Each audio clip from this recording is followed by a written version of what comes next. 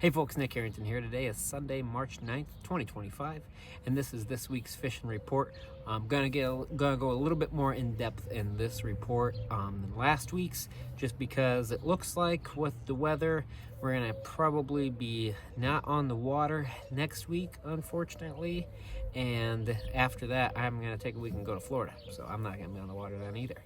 But so gonna get just a little bit more in depth here. This is to cover Lake Sharpe and Lake Francis case. I think the big takeaway for both fisheries right now is it's inconsistent fishing. The reason for that, of course, is water flow. When you have water running, Chamberlain Francis case has been really good. I would say Pierre has been decent to good, but Chamberlain's definitely been a lot better. Pierre's a little bit behind on that front, but that's also kind of the nature of the fisheries too. When you get down in Chamberlain, you got Crow Creek, you got some of those big creeks up there.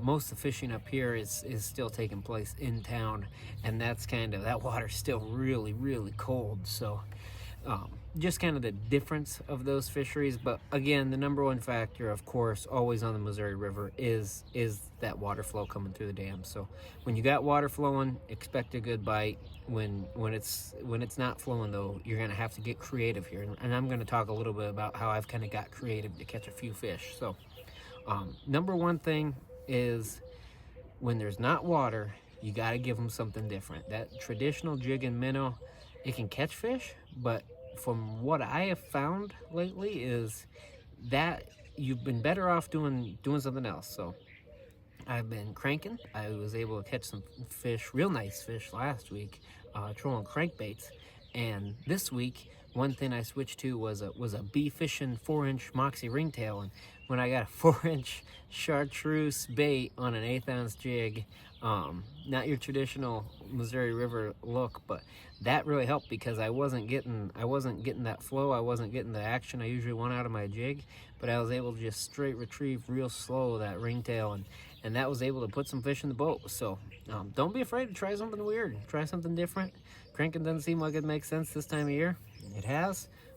Big chartreuse plastics don't seem like they'd make sense in super ultra clear water, but they have. So, and same thing down in Chamberlain. So that it's more pitching jigs up in Sharpe. Down in Chamberlain, it's more dragging jigs. You can get them pitching too, but you want to get up off those edges, kind of off those big flats, those those channel seams, and that's usually your best bet. Just like a 1/4 ounce jig and a minnow, 3/8 ounce jig, 3/16, depending on the weather and the current.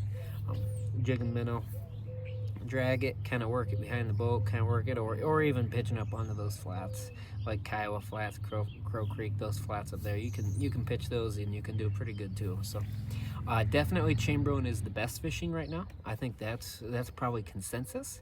But and those fish are really good too. I think that's something we're seeing across the river is really quality fish. In our Francis case outlook, we talked about how last year had been tough, but there were, over half the fish sampled were really good sized, and that's what we're hearing from anglers. So that's really good to see.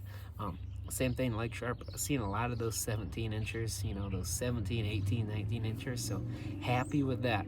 15s too, of course, but we talked about how there had been a ton of 15s. So early return, obviously, small sample size, but it sounds like what we expected to see this year, we are seeing. So really encouraging signs there. So that's kind of it for where we stand here, kind of that early spring report.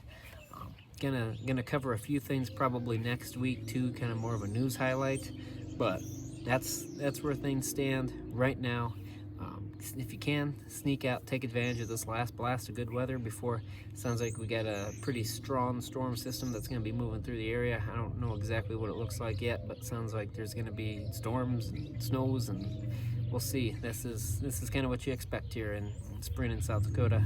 We're gonna have warm days and we're gonna have cold days. So took advantage of the warm days, had a lot of fun. Now it's go through the cold days and we'll see how things go. But as you can tell, it just sounds like spring.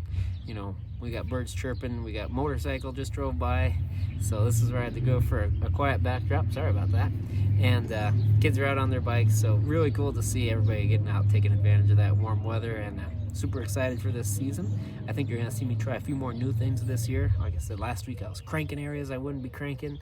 This week I was throwing 4-inch plastics, so that's one of my goals for this year. Hope to show some more of that to you as well. And yeah, super excited for this year. Good fishing.